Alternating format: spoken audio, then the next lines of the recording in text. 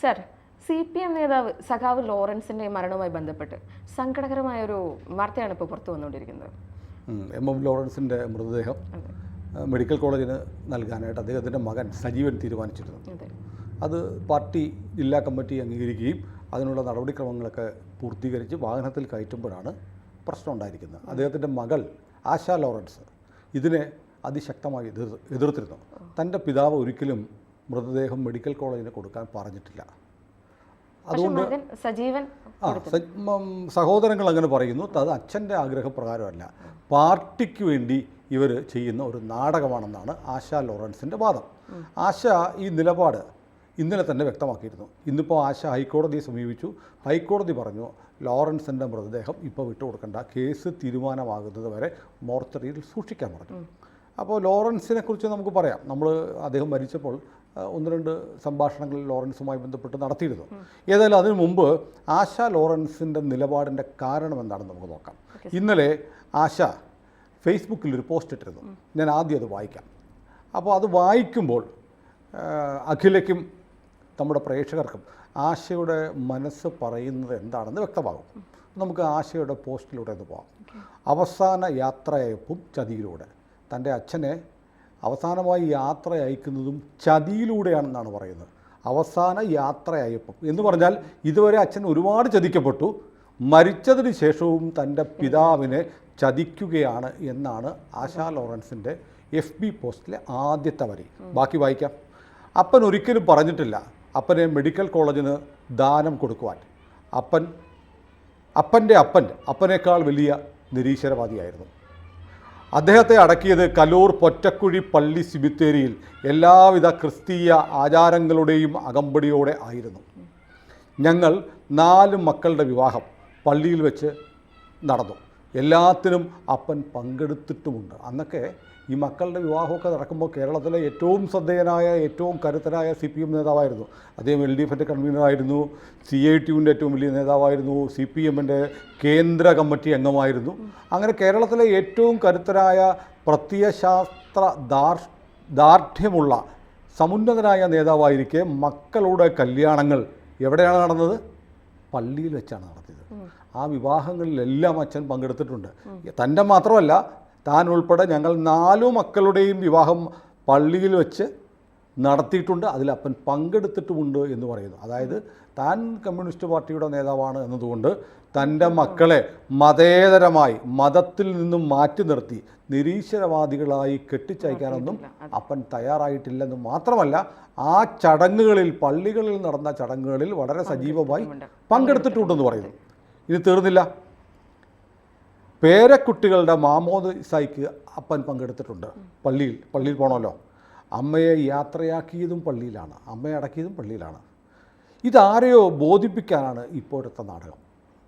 അദ്ദേഹത്തിൻ്റെ ഈ ആശ കുറേ കാലമായി CPMൽ നകന്നിരിക്കുകയാണ്. CPMലെ നേതൃത്വത്തെയൊക്കെ കുറ്റപ്പെടുത്തുകയും ഒരുപാട് കാര്യങ്ങൾ തുറന്നു കാട്ടുകയൊക്കെ ചെയ്യുന്നുണ്ട്. ആശയുടെ മകൻ താൻ പരസ്യമായി BJP അനുകൂലിയാണ് എന്ന് പറഞ്ഞുള്ള നിലപാടെടുത്തൊക്കെ വന്നത് വലിയ വിവാദമായിട്ടുണ്ട്. ഏതായാലും നമുക്ക് ബാക്കി പോസ്റ്റ് വായിക്കാം. മെഡിക്കൽ കോളേജിന് വിട്ടുകൊടുക്കൽ, കമ്മ്യൂണിസ്റ്റുകാരുടെ ചതി അവസാനവും. അതായത് കമ്മ്യൂണിസ്റ്റ് പാർട്ടിയിലൂടെ കമ്മ്യൂണിസ്റ്റായി ജനിച്ച് കമ്മ്യൂണിസ്റ്റായി വളർന്ന് കമ്മ്യൂണിസ്റ്റ് പാർട്ടിയിലൂടെ സഞ്ചരിച്ച് അവസാനം മരിച്ച കമ്മ്യൂണിസ്റ്റിനെ കുറിച്ച് മകൾ പറയുകയാണ് കമ്മ്യൂണിസ്റ്റുകാരുടെ ചതിയാണിത്. എപ്പോൾ?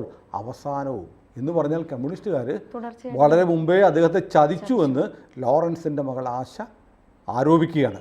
അപ്പം 2021 ആശുപത്രിയിലായപ്പോൾ പരിചരിച്ചിരുന്ന ആൾ എന്നും ബൈബിൾ വായിച്ച് ക്രിസ്ത്യൻ രീതിയിൽ സ്തുതി കൊടുത്ത് ചുംബിക്കുമായിരുന്നു. അപ്പൻ എതിർത്തില്ല. എന്നു മാത്രമല്ല, നിൻ്റെ വിശ്വാസം നടത്തിക്കോളൂ എന്നാണ് പറഞ്ഞിരുന്നത്. സങ്കീർത്തനം 91 വായിച്ചു കൊടുക്കുമായിരുന്നു. മൂത്ത മകൾ സുജ ദുബായിൽ നിന്ന് എന്നും വിളിച്ച് ബൈബിൾ വചനങ്ങൾ വായിച്ചു കേൾപ്പിക്കുമായിരുന്നു. അപ്പൻ ഒരിക്കലും ഈശ്വര വിശ്വാസത്തെ എതിർത്തിട്ടില്ല, അതേസമയം പരിഹസിച്ചിട്ടുണ്ട്. അത് ദൈവമെന്തേ മനുഷ്യർക്ക് പട്ടിണി കൊടുക്കുന്നു എന്ന കാഴ്ചപ്പാടിലാണ്. അപ്പം ഈശ്വര വിശ്വാസത്തെ ഒരിക്കലും എതിർത്തിട്ടില്ല.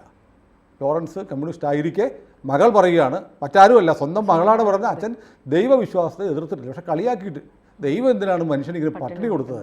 ദൈവത്തിന് ഇത്ര വലിയ കഴിവുകളുള്ള ദൈവം എല്ലാവരെയും ഒരേപോലെ ദാരിദ്ര്യമില്ലാത്തവരായി ഈ ഭൂമിയിൽ വളർത്തിക്കൂടെ എന്ന് ചോദിക്കുന്നത് ഒരു സ്വാഭാവികമായ ചോദ്യം, ഒരു കമ്മ്യൂണിസ്റ്റിൻ്റെ ആശയമാണത്.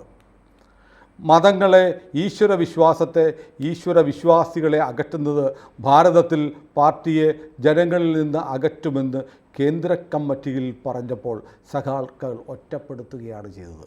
വളരെ പ്രധാനപ്പെട്ട കാര്യമാണ്. നമ്മളിപ്പോൾ ഈ പറയാറില്ലേ RSS വിവാദം ഇപ്പോൾ വലിയ കൊടുമ്പിരിക്കൊണ്ടിരിക്കുകയാണല്ലോ.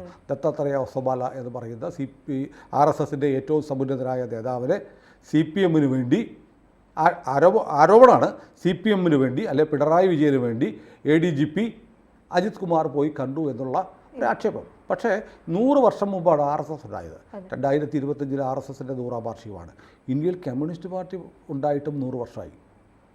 പക്ഷേ 100 വർഷം കൊണ്ട് കമ്മ്യൂണിസ്റ്റ് പാർട്ടി എവിടെ നിൽക്കുന്നു, RSS അവിടെ നിൽക്കുന്നു. കാരണം എന്തെന്നറിയോ, ഇന്ത്യയിലെ മുഴുവൻ ജനങ്ങളും ജനനം മുതൽ മരണം വരെ മതവുമായി വിശ്വാസവുമായി ബന്ധപ്പെട്ടാണ്. ഒരാൾ കുഞ്ഞ് ജനിക്കുന്ന സമയം, അതിൻ്റെ നൂലുകെട്ട്, പേരിടിയിൽ, പിറന്നാൾ, ബ്രാഹ്മിൻസാണ്, ഉപനയനം, ഇങ്ങനെ ഒരുപാട് ചടങ്ങുകൾ, വിവാഹം തുടങ്ങി മരണം വരെയുള്ള എല്ലാ കാര്യങ്ങളും വലിയ മതബന്ധമുള്ള ഒരു രാജ്യമാണ് നമ്മുടെ. അപ്പം നിഷേധം, മതം നിരാസം എന്ന് പറഞ്ഞാൽ ഈ ഭാരതത്തിൻ്റെ സംസ്കൃതിക്കെതിരാണ്. ഇപ്പോൾ ക്രൈസ്തവ സഭകൾ നോക്കുക, നമ്മൾ ക്രൈസ്തവ സഭ പള്ളികളിൽ ചെന്നാൽ ഇപ്പോൾ എല്ലാ പള്ളിയിലും എന്തുണ്ട്, കൊടിമരമുണ്ടല്ലേ, പഞ്ചവാദ്യമുണ്ട്, ആന എഴുന്നള്ളിപ്പുണ്ട്. അപ്പോൾ ഭാരത സഭ പോലും ഭാരതീയമായിക്കൊണ്ടിരിക്കുക. ഇന്ത്യയിലെ സഭകൾ ഒരു ഹിന്ദുത്വത്തിൻ്റെ വിശ്വാസങ്ങൾ, നിലവിളക്ക് ക്രിസ്ത്യൻ വീടുകളിൽ വെക്കുന്നില്ല. അപ്പം ഇന്ത്യയിൽ വളരണമെങ്കിൽ ഇന്ത്യൻ സംസ്കാരത്തെ മാനിക്കാതെ പറ്റില്ല എന്ന് ഇവിടുത്തെ മതങ്ങൾ പോലും മനസ്സിലാക്കി. അപ്പോഴാണ് കമ്മ്യൂണിസ്റ്റ് പാർട്ടി എന്താണ് ഇതിനെ എതിർക്കണം എന്ന് പറയുന്നത്. അങ്ങനെ ഒരു നിലപാട് വന്നപ്പോൾ കേന്ദ്ര കമ്മിറ്റിയിൽ സഖാവ് ലോറൻസ് പറഞ്ഞു, എന്ത് പറഞ്ഞു, മതങ്ങളെയും ഈശ്വരവിശ്വാസികളെയും ഈശ്വരവിശ്വാസത്തെയും അകറ്റിയാൽ പാർട്ടി വളരില്ല എന്ന് പറഞ്ഞു. ഇതിപ്പോൾ ഗോവിന്ദനും പറയുന്നുണ്ടല്ലേ. ഇലക്ഷൻ തോറ്റു കഴിഞ്ഞപ്പോഴത്തേക്ക് അമ്പലത്തിലൊക്കെ പോകാം, വിശ്വാസികളായ കമ്മ്യൂണിസ്റ്റുകാർക്ക് വിശ്വാസികളാകാമെന്ന് ഗോവിന്ദൻ പറയുന്നുണ്ട്. ഇതേ കാര്യം അന്ന് ഒരുപാട് വർഷങ്ങൾക്ക് മുമ്പ് കേന്ദ്ര കമ്മിറ്റിയിൽ പറഞ്ഞപ്പോൾ പാർട്ടിക്കാർ എതിർത്ത് കളിയാക്കി ചിരിച്ചു ലോറൻസിനെ. അത് ആശ ഓർമ്മിപ്പിക്കുകയാണ്. CPKM ആശയുടെ ഒരു പരിഹാസമാണ്. CPIM എന്നാണല്ലോ ഈ പാർട്ടിയുടെ പേര്, പക്ഷേ CPKM എന്നാണ് ആശ പറയുന്നത്. കാരണം ഈ പാർട്ടി ഇപ്പോൾ കേരളത്തിൽ മാത്രമല്ലേ ഉള്ളൂ. Communist party Kerala Marxist, communist party of India Marxist എന്ന് പറയുന്നത് ചുരുക്കത്തിൽ CPKM എന്ന് പറഞ്ഞിട്ട് ആശ തുടർന്ന് എഴുതുകയാണ്.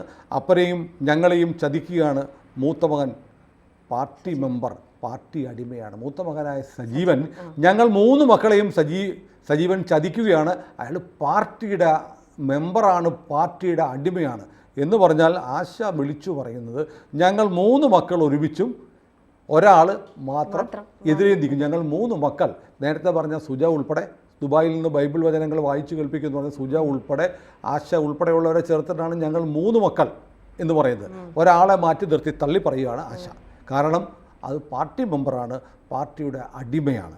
ഒരു കമ്മ്യൂണിസ്റ്റ് ക്രിസ്ത്യൻ ആചാരപ്രകാരം അവസാന യാത്രയ്ക്കായി പോകുന്നത് CPKM, communist party of Kerala മാർക്സിസ്റ്റിന് ഇത് സഹിക്കുന്നില്ല. അപ്പൻ ഹിന്ദു ആയിരുന്നുവെങ്കിൽ പയ്യാമ്പലം ബീച്ചിലോ തിരുനാവായിലോ വലിയ ചുടുകാട്ടിലോ അഗ്നിക്ക് കൊടുക്കുമായിരുന്നു. ശരിയല്ല, എന്നാലോചിച്ച് നോക്കിയേ. കോടിയേരി ബാലകൃഷ്ണൻ, സഖാവ് നായനാർ ഒക്കെ മരിച്ചപ്പോൾ അവരെ കുഴിച്ചിടുമായിരുന്നില്ല, ദഹിപ്പിക്കുമായിരുന്നു. അപ്പോൾ എന്തുകൊണ്ടാണ് ദഹിപ്പിച്ചത്? അവർ ഹിന്ദു കൂടി ആയതുകൊണ്ടല്ലേ. ഹിന്ദു ആചാരമാണ് ദഹിപ്പിക്കുക എന്നുള്ളത്. അപ്പോൾ സഖാക്കൾ നായനാർക്കും കോടിയേരിക്കും ഒക്കെ ദഹിപ്പിച്ച് ഹിന്ദു ആചാരപ്രകാരം ഒരു മരണാനന്തര ജീവിതം ഉണ്ടെങ്കിൽ അതിലേക്ക്, അല്ലെ മരണാനന്തര ചടങ്ങുകൾ നടന്നെങ്കിൽ എൻ്റെ അച്ഛന് എന്തുകൊണ്ട് ക്രിസ്ത്യൻ വിശ്വാസപ്രകാരം പള്ളിയിൽ അടക്കാൻ കഴിയുന്നില്ല എന്ന വളരെ പ്രസക്തമായ ചോദ്യമാണ് അല്ലേ. അപ്പോൾ ക്രിസ്ത്യാനിയായിപ്പോയി. അപ്പോൾ ക്രിസ്ത്യാനിക്ക് ഈ നാട്ടിലൊരു വിലയില്ല. അങ്ങനെയാണ് കമ്മ്യൂണിസ്റ്റ് പാർട്ടിക്ക് ഇപ്പോൾ ഈ ആശ പറയുന്നതിൻ്റെ ഒരു വലിയ വിശാലമായ ക്യാൻവാസിൽ നോക്കിയാൽ കമ്മ്യൂണിസ്റ്റ് പാർട്ടിക്ക് കേരളത്തിൽ ഒരു പ്രത്യേക സമുദായത്തെ മാത്രം മതി, ക്രിസ്ത്യാനിയെ വേണ്ട. അപ്പൻ ക്രിസ്ത്യാനിയായിപ്പോയി. അപ്പൻ്റെ സർട്ടിഫിക്കറ്റിൽ ക്രിസ്ത്യൻ ലാറ്റിൻ കാത്തലിക് എന്നാണ്, അല്ലാതെ ജാതിയില്ല മതമില്ല എന്നല്ല ഉള്ളത്. ലോക ജനത അറിയുക ഈ കമ്മ്യൂണിസ്റ്റ് ചതി. പാർട്ടിക്ക് വേണ്ടി ജീവിതം മാറ്റിവെച്ച ഒരു സഖാവിനോട് അവസാനമായി ചെയ്യാവുന്ന കൊടും ചതി, കൊടും ക്രൂരത. അപ്പൻ മാമോദീസ സ്വീകരിച്ച കുഞ്ഞായിരുന്നു. വളരെ പ്രധാനപ്പെട്ട എൻ്റെ അപ്പൻ മാമോദീസ സ്വീകരിച്ചൊരു കുഞ്ഞായിരുന്നു എന്ന് പറഞ്ഞാൽ കർത്താവിൻ്റെ കുഞ്ഞാടായിരുന്നു, ക്രിസ്തുമത വിശ്വാസിയായിരുന്നു. ആ വിശ്വാസത്തെ അദ്ദേഹം തള്ളി പറഞ്ഞിട്ടില്ല. പള്ളിയിൽ വെച്ച് വിവാഹം കഴിച്ച കമ്മ്യൂണിസ്റ്റായിരുന്നു. അത് പറഞ്ഞിട്ട് അദ്ദേഹം വിവാഹിതനാകുന്ന ഫോട്ടോ ഇതിൻ്റെ കൂടെ ചേർത്തിട്ടുണ്ട്. പ്രേക്ഷകർക്ക് വേണ്ടി നമുക്ക് അതുകൂടെ ചേർക്കാം. മനുഷ്യരുടെ ദുസ്ഥിതി കണ്ടാണ് ദൈവത്തെ സംശയിച്ചതേ ഉള്ളൂ, ദൈവത്തെ ഉപേക്ഷിച്ചില്ല എന്നാണ് ഇതിലൂടെ ആശ പറയാതെ പറയുന്നത്. ഞങ്ങളോട് പറഞ്ഞിട്ടുള്ളത്, ഈശ്വര വിശ്വാസികളാണെങ്കിൽ മക്കളെ നിങ്ങൾ അതനുസരിച്ച് ജീവിക്കുക എന്നാണ്. മൂത്ത മകൻ്റെ പാർട്ടി അടിമത്തം സ്വന്തം അപ്പനെ പാർട്ടി ചതിക്കുന്നതിന് കൂട്ടുനിൽക്കാൻ പ്രേരിപ്പിക്കുന്നു എന്ന് പറഞ്ഞാണ് ആശയുടെ കുറിപ്പ് അവസാനിക്കുന്നത്.